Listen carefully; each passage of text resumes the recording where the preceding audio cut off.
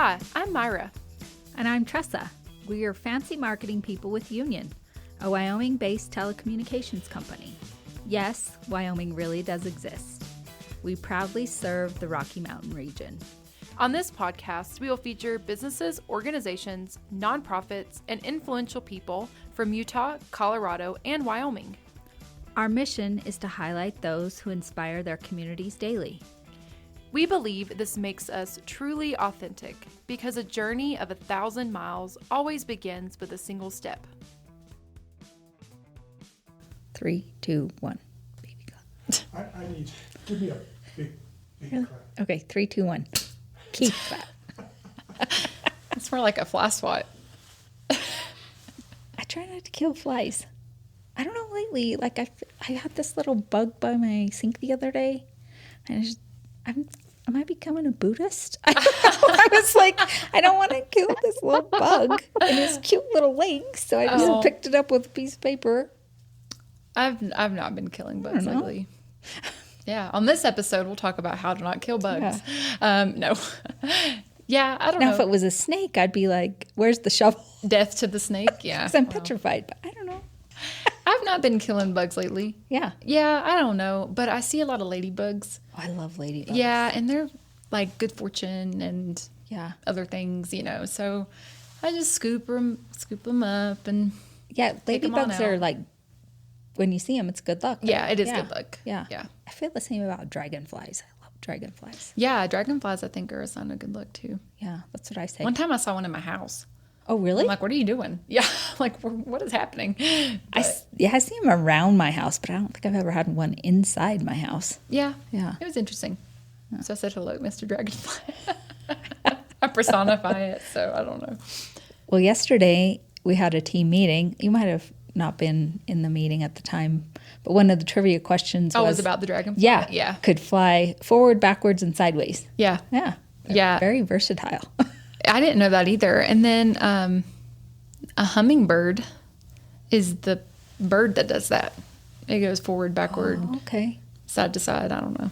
I believe that. Boot scoots and boogies. Yeah, they go so fast. Mm-hmm. Their wings are, I love watching them. Yeah, I actually have a tattoo of a hummingbird. I like hummingbirds, so. I have a tattoo of a dragonfly. See? Yeah. Yeah, we have our things. Yeah. Yeah. Speaking of tattoos, did you finish your sleeve? Yeah, it's done. It's done? Yeah. Have you ever fell asleep while getting your sleeve done? I don't think so. So Blake finished his thigh tattoo and he fell asleep. Really? Yeah, I want to know how that's possible. Me too. I want that in my life. Like, how do you do that? Does he not feel pain? Yes. Oh, yeah, he does. But, like, Does pain just make him fall asleep? I don't know. Yeah, I can't say I've ever. No. Me either. I don't even know if I get relaxed. I'm more like, Tensed. yeah. Yeah. Mm-hmm. I don't know how. I don't. It's not a relaxing experience for me. Plus, if I fell asleep, I would twitch. jerk or twitch. Yeah, I twitch. Yeah. The dragonfly would be up here, or I don't know. Would have a mustache. Yeah. 2 buck teeth. Be like, whoops. Yeah. Did he sleep through the entire thing? Or what? Maybe it's because he's a dad of a newborn. I don't know, but Yeah, he's so exhausted. that He he's doesn't just care like what's whatever. going on. Yeah. Like this is relaxing compared to what I could be doing. I don't know. He did tell me the other day, and he looked tired. He's like, yeah, I need a nap. I was like, yeah, you look tired. Yeah. He's been a real one. Yeah. Especially with me coming back to work and things. He's been pretty cool about it. So Being the one to get up at night. And, yeah. yeah. He's nice. Blake's a great dad. Yeah, well, I mean, I was in like the super meditative state last night, and so I don't remember anything. Like, I just went to bed, and I woke up, and I was like, wow, I'm a person again. Like, I just was gone. Oh, yeah? When I got home, I said goodbye. Yeah. Got in bed. Yeah. Said, never mind. Where did Myra go? I don't know. Blake's got the kids. Yeah, honestly, I'm like, well, it's all right. Somebody's here. The dogs will babysit Maple. It'll be Maple. Well, that's nice when you can get that kind of rest. Yeah, I felt pretty rested. Yeah. I'm not mad. Yeah, I went to bed early last night, too. Slept till like 6:30. It felt great. Yeah. I could have kept sleeping. And then I remembered I had to come back to work. Yeah. You're like, oh, yes. Oh, yeah, this is happening. I have to wake up. Yeah. Especially today, podcast episodes. Yeah, I know. Yeah. I had to be punctual. Yeah. You did great. You were Yeah. 30 minutes early. I know. I threaten Nola that way. I say, hey, listen, Tressa's going to be mad at me. You don't want Tressa mad at me, do you? And she's like, no. I'm like, all right, we got to go. Like, so she knows. Good thing Noah loves me. Yeah, exactly. It's you. She's doing it for you, not for me. So, Hey, use your leverage. exactly. I'm like, well, Tressa's going to find out. Well, are you ready to get into our episode Yeah. for today? Today we have the honor of having Patty Franklin on. She is with Cowboy Roundup. Welcome, Patty. Hi, guys. Hi. Hey, Patty. How are you today? Hello. I'm doing great. Great. Well, do you want to just start out telling us a little bit about Cowboy Roundup, the mission of Cowboy Roundup? Well, we started Cowboy Roundup a couple years ago. I worked for the PRCA back in 1990, which seems a lifetime ago, and have always been interested in rodeo, and was coming back through Colorado and just when you're driving, things are popping in your head, and I still have a lot of friends that are in rodeo, and we talked, and they were just concerned about the numbers that were dropping. There weren't enough young kids that were coming up through the ranks. The ones that were coming up really didn't have their skill honed in on, which when you're young, you're always working on your discipline. If it's team roping, steer wrestling, bronc riding, but I felt like we needed to help some of these kids a little bit. There's all of these clinics that are out there, but some of these kids can't afford to go to the clinics. So we put together the Cowboy Roundup. It's a nonprofit 501c3. It awards rodeo clinic scholarships to athletes 7 to 24. And our first year out, we awarded 9 scholarships, $1,500 each. And I was able to attend quite a few of those clinics just to make sure that they fell in line with our mission, faith-based, and that the clinicians were really giving those kids something that they could take out and really follow through, finance, social media, so that they could really build up where they needed to be if that was a career that they decided they wanted to go into. So that's kind of how it all started and what we do. Oh, that's great. Are these clinics just throughout the state of Wyoming, or do you sponsor through the Rocky Mountain region, or? We nationwide. I I went didn't to know that either.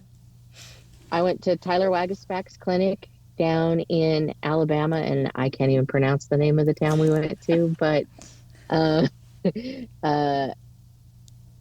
Kyle Irwin, Tyler Wagasback, and I believe Tyler Pearson were all there at that. And they had kids from all over the United States that came in for it.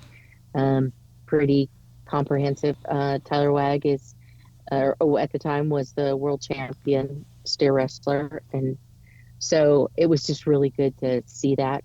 We did a clinic in Cody, not this summer, but last summer, with Charlie Crawford, and that was an amazing clinic. I had 3 girls go to that, and all breakaway ropers. Little apprehensive, if you don't know your coach going in, and so we went, and everybody was just ecstatic. He did such a phenomenal job for these girls, and 2 of them all 3 of them college rodeo. So it was good for their particular discipline. Yeah, last year was a whirlwind. I was all over the United States. I went to Cashmire in Vance, Texas. We had 3 young cowgirls go to Martha Josie's clinic. Um, gosh, ship, and he, because of the dollar in Canada, it was easier for him to stay in Canada instead of come down into the United States. And so he went to a bull riding school, and what a phenomenal kid. 11 years old. He used his scholarship to buy a vest, um, a bull rope, a helmet, and a couple other things.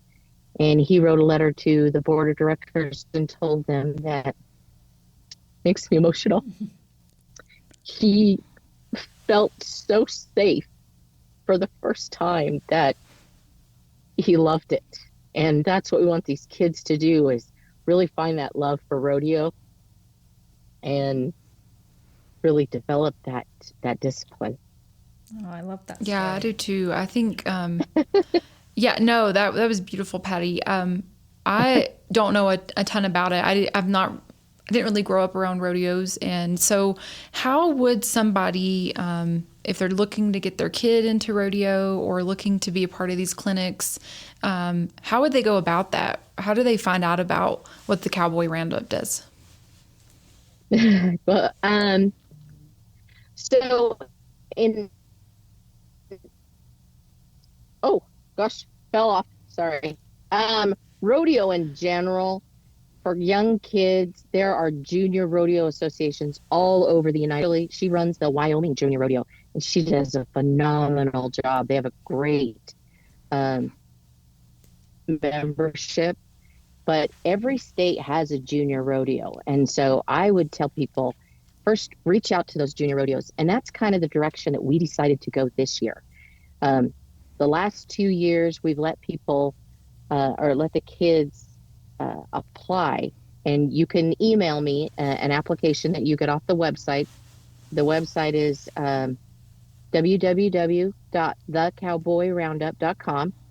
And you can email me the application. And then the board usually before would look at each one of the applications, and then they would decide how they felt they would move forward, um, and if they were a good candidate. This year, we've decided to go a little different direction, and we're reaching out to all of the junior rodeos in the United States, specifically focusing on Wyoming, Montana, South Dakota, Nebraska, Colorado, um, Utah, and Idaho, because there's a lot of those kids in those states that kind of get overlooked. So I've been in contact with Megan. I've been in contact with the Colorado Junior Rodeo Association, and we decided to let them, because they knew their membership, pick a couple kids that they thought would be worthy of a scholarship. Then we really get to know the kids a little bit better because they're closer. And so we're going to go to each one of those finals. I believe Colorado's is in July, kids, and kind of talk to them. And but the Junior Rodeo Association is actually, they're going to be the ones introducing the kids to us. So because they can see who's gone through a hardship, because that was really what sparked the start of it was, there's a lot of kids out there that have the resources to go down the road, and then there's a lot of kids that don't. We have a young lady, Addison, out of South Dakota, and her mom doesn't rodeo. Her mom and dad don't rodeo. So her scholarship went to buying a horse trailer and buying a Wow. horse. Wow. That's cool. And you may think, oh, well, that's not enough money, because that's what I thought. I thought it's $1,500, right? But she works, and she's very young. I want to say she's might be possibly 16, but she went to the Martha Josie Clinic, and she shaved 2 seconds off of her time, and she won the saddle. Wow, that's So incredible. you hear these stories, but The best way is to go to the website and then reach out to me. My email address is Patty, Patty, at thecowboyroundup.com. If you have any questions at all, if you want to sponsor an event or if you want to sponsor one of our athletes, let me know. We're always looking for additional funding to help. So, but that's kind of where we're at this year. We kind of regrouped a little bit, and we're really looking forward to this year and being able to help even more athletes. So on your how you're raising money to provide these scholarships for these clinics or whatever these kids need to use that for. Do you do any big fundraisers, or is that just through like a company or a private person wanting to give you a donation or sponsor an athlete? How does that work? We have done a few fundraisers. This year, we wanted to do two particular fundraisers. We want to do a cornhole tournament, and there's a lot of college rodeos that are going on right now. Their spring season has started, and so we're gonna work with, I believe, Casper College to see if we can't do a cornhole tournament, and then probably around Cheyenne Frontier Days. But we'll have it all on the website where people can come and be part of the fundraising. Last year, we weren't able to raise the amount of money that we wanted to. So our scholarships last year were a little smaller, but with the regroup and going out and actually going to some of the associations, we feel that's going to kind of help. But definitely watch the website. Because that was the other thing, the roundup. We wanted to be able to, if you've never been around rodeo, a big thing about rodeo at the end of the performance is everybody kind of comes together and they share their family life, they share where they've been, they share their kids, and it really is kind of like a reunion of people getting together and talking. And I always encourage new kids coming up, if you want to know something about rodeo, find these cowboys and talk to them. They'll share a lot about what they're going, through, travel, hacks that work for them. And so probably around Cheyenne, because that is one of my favorite rodeos. If you look back, a lot of the rodeos and the way it started, it was kids going down the road, young kids, and they've brought so much money to the sport that it's exciting. And I know that there's young adults out there, young athletes that want to be a part of this. And so I always just encourage them. There are two organizations that I work with and I promote, Rodeo University and Rodeo Kids.